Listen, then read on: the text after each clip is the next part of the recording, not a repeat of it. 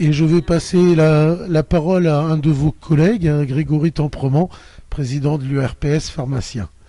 Voilà, merci à tous. Rebonjour. Oui, après le pharmacien hospitalier, le pharmacien officinal, je voudrais remercier aussi Maxime. Vous avez eu la chance d'avoir vraiment l'expert pour tout ce qui est traitement bronchopulmonaire en la personne de Maxime. Ça fait plaisir de le revoir. Vous avez bien vu de la qualité de différentes interventions. J'ai assisté à certaines d'entre elles.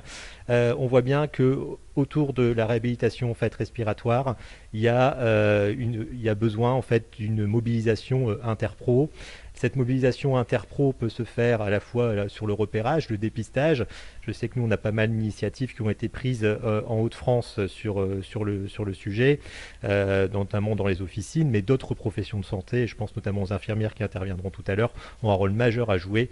Le tout, c'est qu'il n'y ait pas de trou dans la raquette. Et c'est vrai qu'il y a des patients en fait, que l'on voit régulièrement à l'officine, mais il y a des patients que l'on ne voit pas à l'officine, puisque c'est l'aide à domicile qui vient chercher les médicaments, ou l'infirmière, et il y a une complémentarité à avoir sur ce sujet-là. Revenir aussi sur le droit de prescription. Nous, pharmaciens, on est un petit peu frustrés que vous n'utilisiez pas assez votre droit de prescription. Vous avez le droit de prescrire et n'hésitez pas à l'utiliser pour les substituts nicotiniques ou je pense aux dispositifs médicaux. Beaucoup sont timorés à le faire parce qu'ils ne savent pas s'ils peuvent, comment le faire, des choses comme ça. Rapprochez-vous de votre pharmacien d'officine qui pourra vous aider, vous dire quelles sont les règles de prescription. Mais je pense que vous avez un rôle majeur à jouer là-dedans que vous n'utilisez peut-être pas assez. Je vous engage à le faire. Donc pour revenir sur le sujet de la réhabilitation respiratoire, je vais reprendre la phrase de la Haute Autorité de Santé, c'est qui dit que la réhabilitation respiratoire est un processus continu, évolutif et jamais définitif. Et c'est vrai que dans la prise en charge du patient atteint de BPCO, il faut que après cette réhabilitation respiratoire, il n'y ait pas qu'on puisse ne pas en perdre les bénéfices. Et il y a plusieurs outils en fait qui sont mis à disposition là-dessus. Il y a plusieurs champs d'intervention.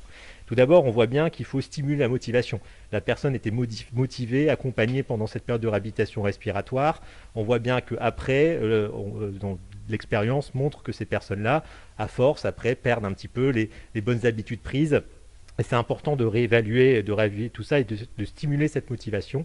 Même chose, ça peut être fait par tous les intervenants du patient pour donner aussi l'encouragement, encourager en fait les patients qui peuvent vivre comme une contrainte l'activité physique régulière, surtout en cette période de confinement notamment, où c'est pas évident justement de pratiquer les recommandations d'activité physique régulière. Pas oublier aussi que ces patients qui ont un BPCO ont aussi d'autres pathologies, ce qu'on appelle aussi des comorbidités, je pense au diabète ou d'autres pathologies qu'il faut traiter, qu'il faut aussi accompagner. Il ne faut pas non plus se focaliser toujours sur une pathologie et pas non plus stigmatiser en fait les personnes. Un patient ne se résume pas à sa pathologie. Et ça, il faut faire attention de prendre le patient dans son ensemble et pas le résumer à cette pathologie. Et c'est une déformation qu'on a peut-être, nous, professionnels de santé, par rapport à avoir finalement de ne pas considérer la personne en fait dans son ensemble et c'est aussi un tort et on doit travailler là-dessus. Le maintien du sevrage tabagique, ça c'est un élément qui est aussi très très important. On voit bien que l'histoire tabagique en fait des personnes, c'est des succès mais c'est aussi beaucoup d'échecs et la succession de succès et d'échecs. Et il ne faut pas non plus aussi culpabiliser les personnes parce qu'elles ont repris la cigarette, mais au contraire de se dire bon voilà, on les réaccompagner pour de nouveaux sevrages. En fait, voilà, il y aura plusieurs tentatives qui seront nécessaires. À un moment donné, c'était peut-être pas le bon moment et les personnes vont arrêter un petit moment et après vont reprendre. Ben voilà, il faudra être là aussi à ce moment-là pour les accompagner. Ça, c'est un élément aussi important. Je parlerai aussi c'est moins notre spécialité, mais sur le suivi nutritionnel et le suivi psychosocial, qui sont des éléments aussi importants à prendre en compte. Régulièrement, la qualité de vie, ça c'est vrai que de faire entre guillemets, quand un patient vient à la pharmacie, on ne le fait pas toujours et c'est un tort d'avoir une checklist dans le renouvellement des traitements. Finalement, on se base beaucoup sur le traitement, l'utilisation en fait du traitement, mais d'évaluer justement la qualité de vie avec des petites questions.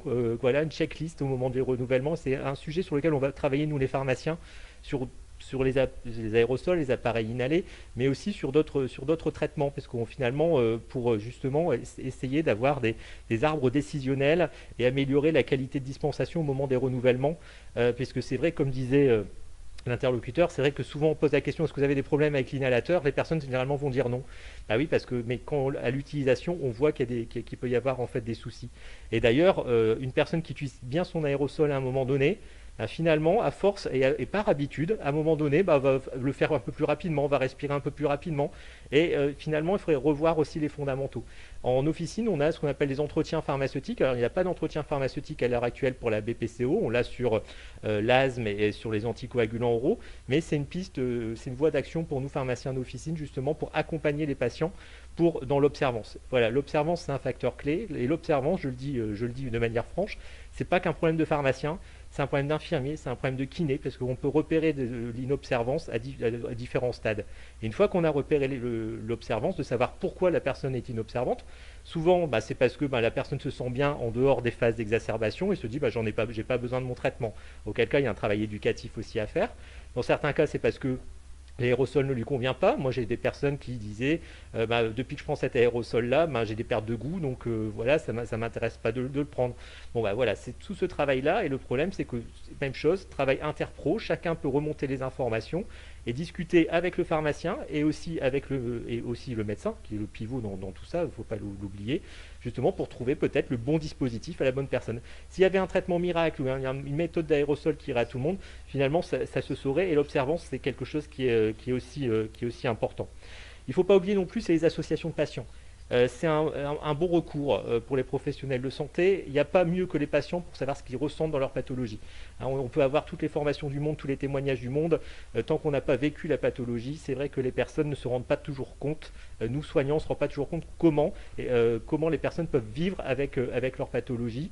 Et les associations de patients sont d'un bon recours et sont souvent extrêmement volontaires et demandent à être associées de plus en plus dans les projets interpro ou sur les territoires. Je pense qu'il faut faire appel aux associations de patients. Pour moi, c'est un élément aussi important.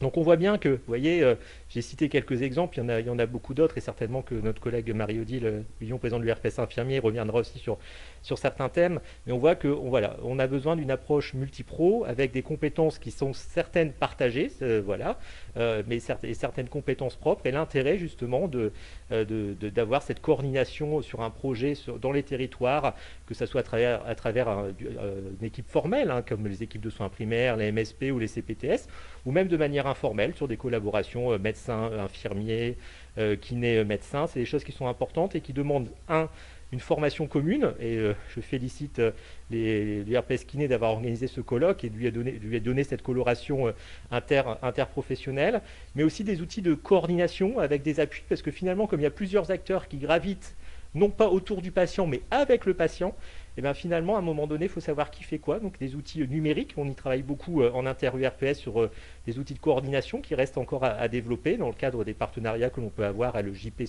Santé Numérique et l'Agence régionale de santé, et le développement aussi du télésoin. C'est vrai que dans les Hauts-de-France, on a développé par l'intermédiaire de Prédis une solution en fait de télésoin que peuvent utiliser différents professionnels de santé justement pour aller au plus près du patient à distance. Et on voit que le boom du télésoin, les téléconsultations, le boom du numérique pendant cette période de Covid. Donc je ne vais pas aller plus loin, je vais laisser aussi la parole à ma consoeur, mais vous dire que voilà, vous aurez toujours nécessité de travailler sur ces projets-là en interpro, en valorisant les compétences de chacun au profit des patients. Et encore merci à l'URPS Kiné pour cette journée très qualitative. Merci beaucoup Grégory pour cette intervention.